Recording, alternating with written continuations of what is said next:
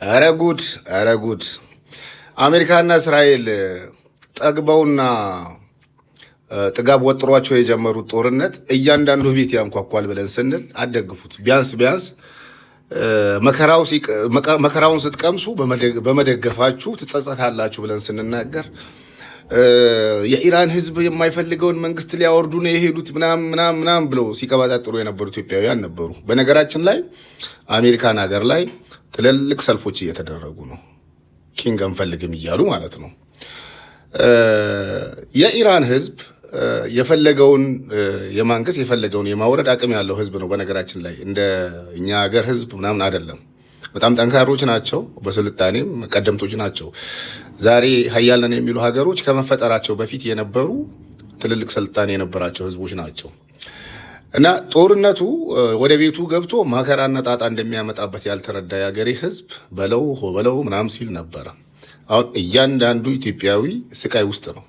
እያንዳንዱ ዓለም ላይ ያሉ በአጠቃላይ ቢያንስ ያወገዙ ሰዎች እኔ አውግዤ ያለው መከራው ቢመጣም ብቀምሰውም ያልጠራሁት መከራ ነው ብለው ውስጣቸውን ያረጋጋሉ። የጠራችሁት ሰዎች ጦርነቱ በተለይ ጠቅላይ ሚኒስቴር ተብዬው ሮጦ በማይመለከተው ብልጥ ሀገሮች ዳር ይዘው ቆመው ከኢራን ጋር ምናምን ነገርም ሳይሆኑ ከነዛም ሳይሆኑ ዳር ይዘው ቆመው የነዳጅ መጫኛ መርከቦቻቸውን እንዲያሳልፉላቸው ከኢራን ጋር እየተደራደሩ እያሳለፉ ነው።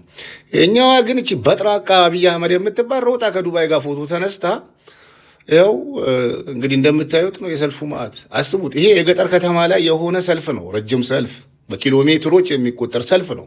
የገጠር ከተማ ዋና ከተማዎች ላይ ያለው ደግሞ የነዳጅ እጥረት ከቃል በላይ ሊገለጽ የማይችል ነው። እና የሆነ ሆኖ የደገፋችሁ ሰዎች እጃችሁን ያገኛችሁት። ያልደገፋችሁ ሰዎችስ የአሜሪካንና የእስራኤልን ወረራ ያልደገፋችሁ ሰዎች አትቆጩ።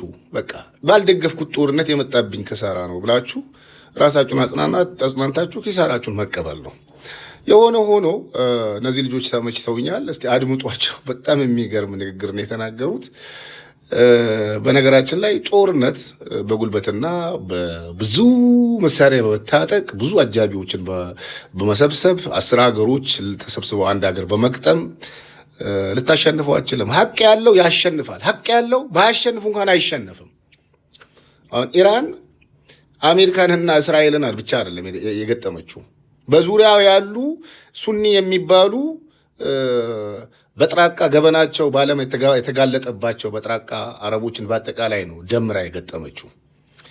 አየር ክልላቸውና ምድራቸውን ለአሜሪካና ለእስራኤል ፈቅደው እንግዲህ የአገሬ ህዝብ ይላል ከደበደበኝ አስደበደበኝ ይላል። ከደበደበኝ አስደበደበኝ። አሁን ብዙዎች ኢራን ለምንድን ነው ሱኒ ሀገሮች የምትመቱት ምናምን ይላሉ። የሱኒ ሀገሮች አስደብዳቢዎች ናቸው። ከደብዳቢ ደግሞ አስደብዳቢው ነው የሚብሰው። እና መጨረሻ ሀገር እኔ አንድ ደስ ያለኝ ነገር በዚህ ጦርነት ይህ ሱኒ የሚባለው በጥራቃና በቁባቃ ገበናው ግልጥ ብሎ መታየቱ ነው። በኢትዮጵያ ምድር ደግሞ ዋሃብይ ተብሎ የኢትዮጵያ ህዝብ የኢትዮጵያ ሙስሊም አራጅ የሚባልበት በዚህ በቁባቃው ስም ነው። በነ ሳውዲ ስም ነው። የሳውዲ ተላላኪ ዋሃቢዮች ምናምን ተብለን ነው የኢትዮጵያ በተለይ ክርስቲያን ወገኖቻችን ስማችንን በቃ በጨካኝነት የሚፈርጁት። ይሄ ሱኒና ዋሃቢ የሚባለው እናንተ እንደምትሉት አይነት አይደለም። በቃ ሳውዲን እንዳያችሁት ነው። እንደው ጠንካራው ማን እንደሆነ ታይቷል። ለማንኛውም ይሄንን ሰልፍ ተመልከቱት፣ ንግግሩን አድምጡት። ሰልፍ እየተመለከትን እንገኛለን። እኔ ግን ይሄን ሰልፍ ለማለት ይከብደኛል። የዘንድሮ ነዳጅ ሆነብን አናዳጅ። የሰልፉ መጨረሻ ግን ኢራን አደባባይ ሳይሆን አይቀርም። ኧረ እንደዛ ሳይሆን አይቀርም። እኔ ግን እንደ ሐሳብ ባሉበት ቦታ ሆነው ወረታች ቢቆፍሩ ነዳጅ ያገኛሉ ብዬ አስባለሁ።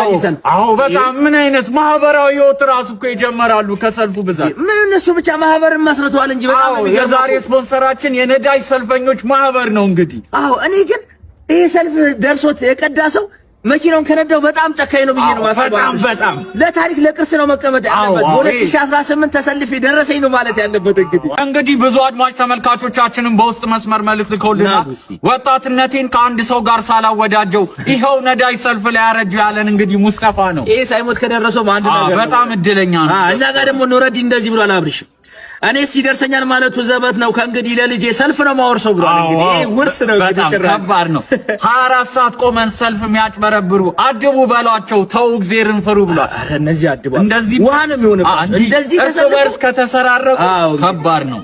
እኛ ጋር ደግሞ አቤል እንደዚህ ብሏል። ነዳጅና ናፍታ አረኬት እናምጣ እሁድ ተሰልፈን ድጋሚ ሂድ ወጣ ብሏል። ገና ነው አንድ ሳምንት ቆመ ያረጁ እያሉ እዴ በጣም እስቲ እናንተ ማሳባ ሴታችን በኮሜንት እየገለጻችሁ እንግዲህ ያልደረሳችሁ ይደርሳችኋል ብለን ተስፋ እናደርጋለን። ፈን ስፓይሶች ነን ከልድ ማስጫ